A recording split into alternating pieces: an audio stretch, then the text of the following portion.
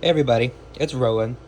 I'm coming at you today with the long-awaited top 10 favorite Witchy Tools tag that was created by the lovely Cauldron Shoppe, Kevin and April. And it took me a while to get this video started because, number one, I'm one of those Capricorns that like to procrastinate. And number two, I just have major squirrel syndrome, so I never had the chance to sit down and actually put the time to it. But since today is one of those days that I feel like actually doing stuff, I figured I'd go ahead and get this video started. And I'm going to start off with the one that's probably well known for everybody. Candles. You know, you have your everyday spells that you do, which I'm not often doing a spell. It's been a long time since I've done a spell, so most of the time the candles that I use are more devotionary candles. Like, I use a lot of these. Like, I stock up on these. Like, the cheapest place I've ever found these are Amazon. So I buy these like at 100 pack or so at a time. Sometimes I can find a big case that are like 500. And honestly, I don't do much with them. I just light them, I offer them to the spirit, and that's it. You know, there are some candles that I have saved for spell work, but I haven't come across the time that I actually need to do spell work, so most of the time my candles that I use are for devotions. I just love candles. I love the flame. I love the ambiance that it creates on an altar. I feel like no altar is complete without some sort of flame. So candles are my number one, actually. My number two, let's see here, going along with the same kind of vibe, incense. And this here is Pagan Magic, one of my favorites. I believe I actually got this Pagan Magic off of the Cauldron Shoppe, which I usually buy it in a 5-pack, but I haven't been able to find a 6-pack? One of the big, large boxes that come with like 6 of these. I haven't been able to find them lately, and last time I checked Amazon, they've been out of stock, so I just ordered them off of the Cauldron Shoppe.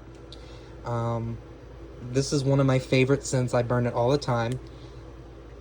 And I just like the ambiance that a candle creates, that incense burning creates, because incense and flame are those offerings that are on a spiritual vibe level. Like, they're both physical and they're not physical at the same time. They transcend the plane. So I feel like they're the easiest offerings that a deity or a spirit receives. And then, it also, I feel like it makes any kind of ceremony complete. So incense, of course, another common occurrence. Let's see.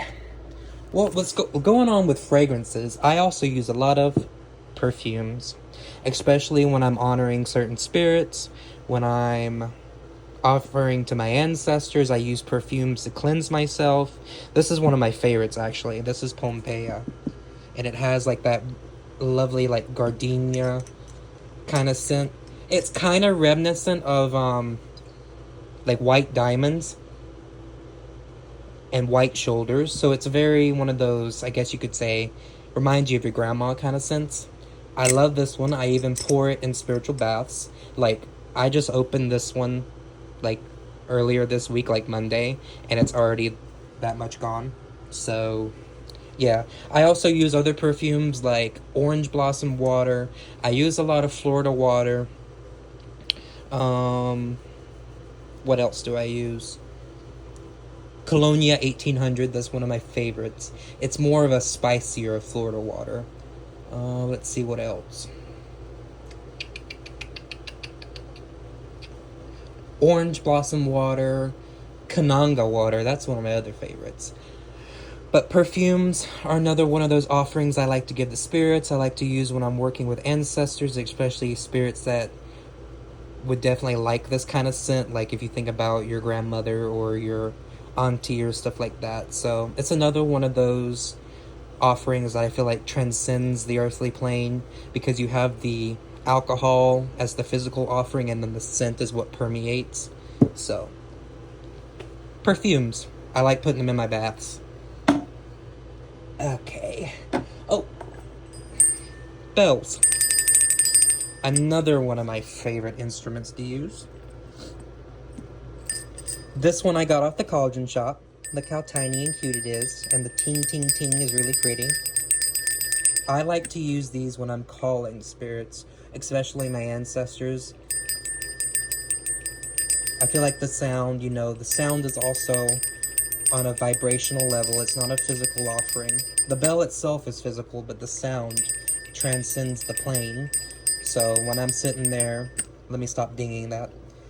When I'm sitting there, and even when I'm calling on Hecate, or really any spirit that I feel like the bell would draw, along with the incense, along with the prayers, the perfumes, it creates that atmosphere, and it's just one of my favorites. I've always used it. I always feel incomplete without using a bell whenever I'm doing anything. Even when I'm doing spell workings, I'll ring the bell around the candle to charge it, to empower it.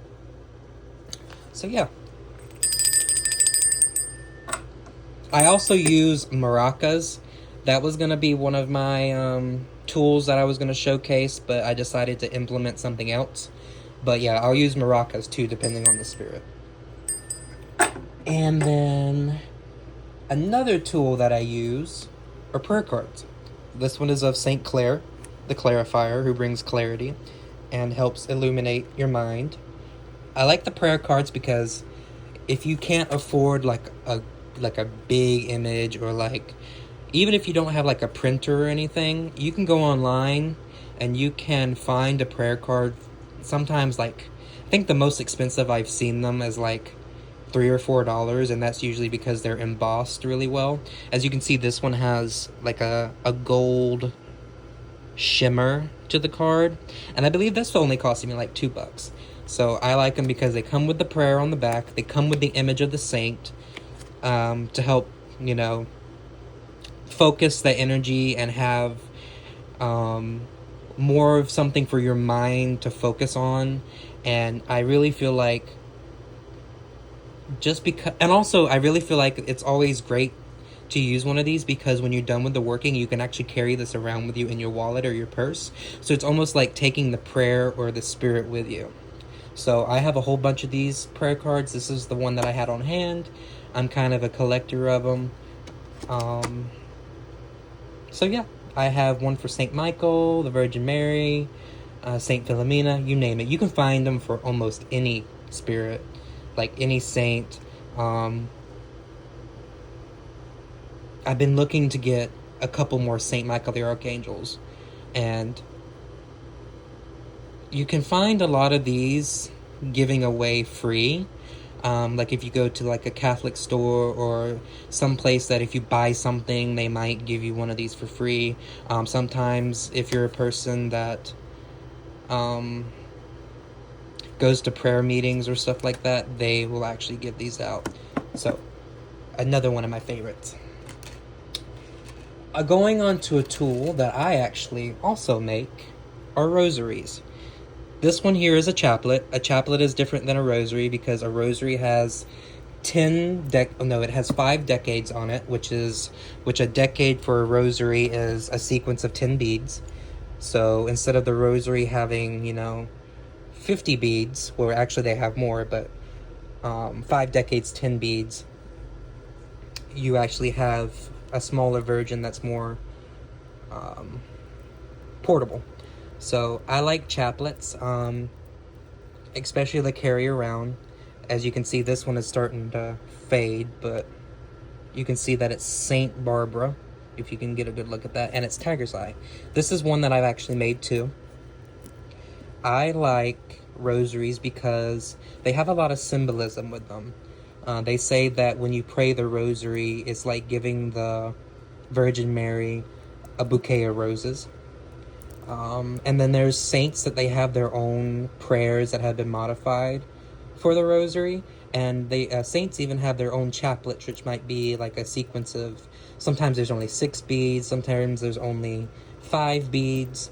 It just depends. But I like my rosaries and my chaplets to have these stones, like the Tiger's Eye, the crystals, because it definitely amplifies the intention. So this one is for Saint Barbara, who is a protectress spirit, and so I have her with Tiger's Eye to amplify protection.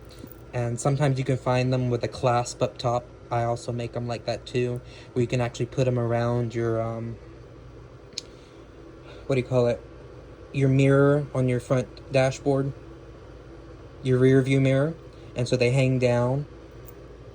So yeah, and not only are they really pretty and help focus prayers, I think it's always just a nice offering to give, especially if it's a saint. A lot of saints have been depicted always carrying a rosary, so to have one fashioned after them I think is really cute. And then you can also have their image. Sometimes it's a cross, sometimes it's a medallion of the saint. So, yeah, this is one that I made. Pretty. And this, as you can see here, that's also one that I made for Hecate, but this was made like over 10 years ago. Alright, on to the next one. Singing bowls. I had never had a singing bowl until April bought me one, Crescent Moon, and ever since she bought me one, this has been one of my favorite ways of cleansing.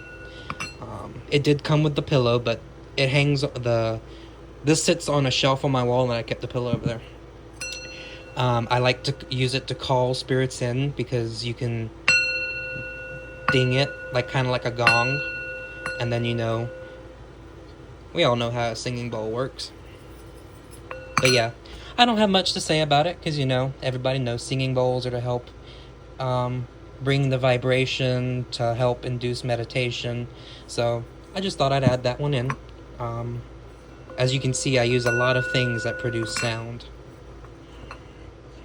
What else do I have? Here we go. Evil eyes. I have a lot of evil eyes hanging around everywhere. I have them hanging on my walls, hanging above my door. I just love them, not only because I think they're absolutely beautiful. As you can see, this one has the Hamsa with the evil eye in it. This one is actually glass.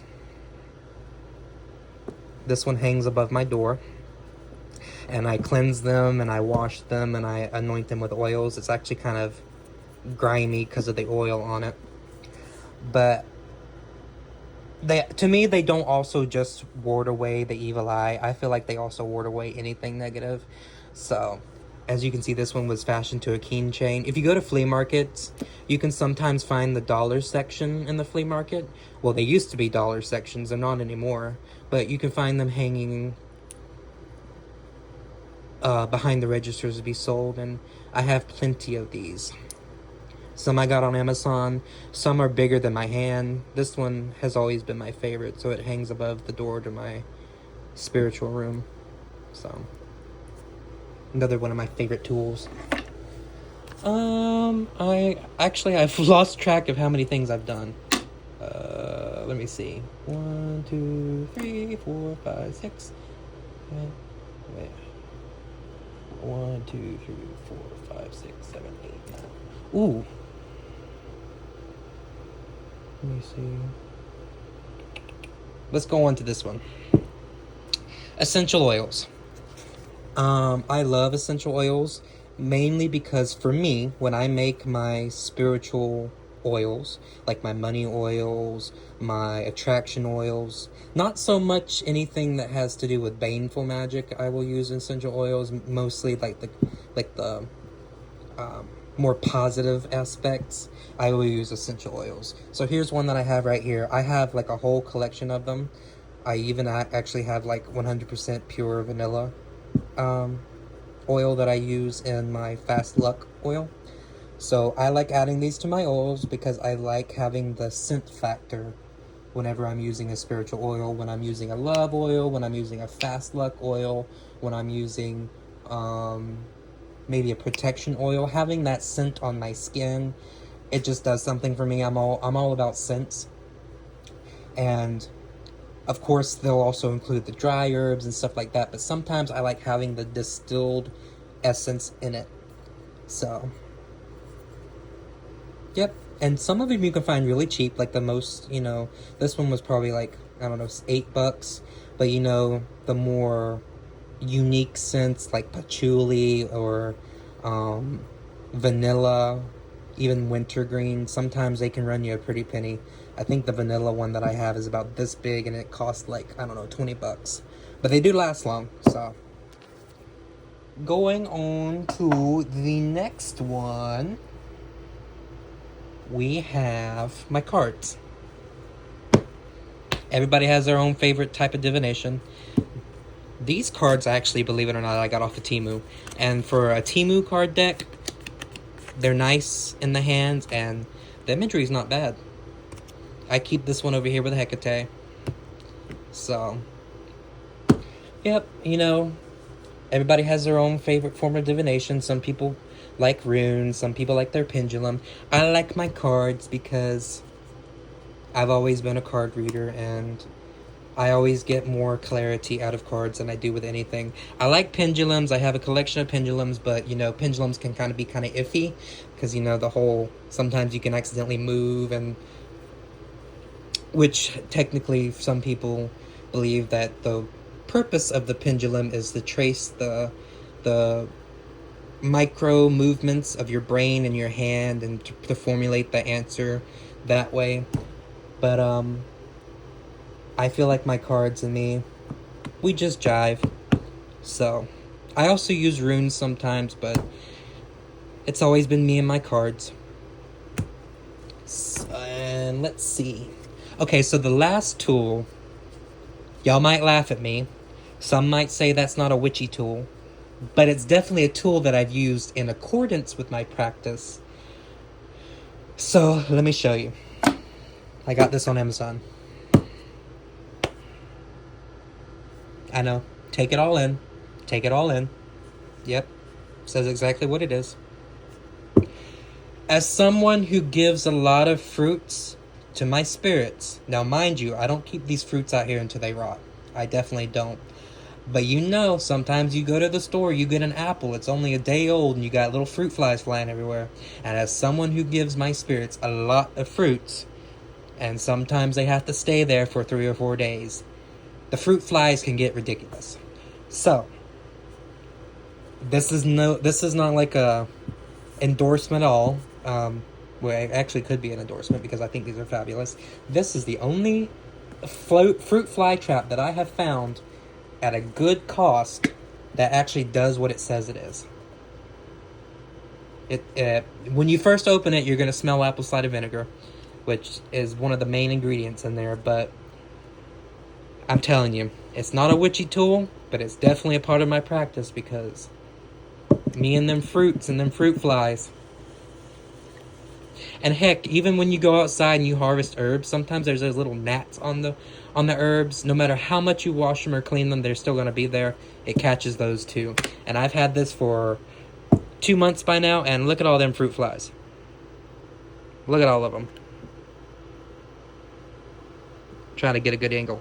But yeah. Not a witchy tool, but I use this in my practice. So, anybody having problems with their offerings getting fruit flies too quick? Right there, Amazon. And that kind of brings everything to a close. Took me a while, but I get there. You just can't push me. Because, you know, Capricorn. But I did it. So, once again, shout out to the Cauldron Shoppe, Kevin and April. Make sure you go check out their shop. They started off based on Etsy, but now they're moving on to their own website, which I'm going to post all the links below. And I definitely say shop on the website. They're a standalone website because you're going to get a better price there.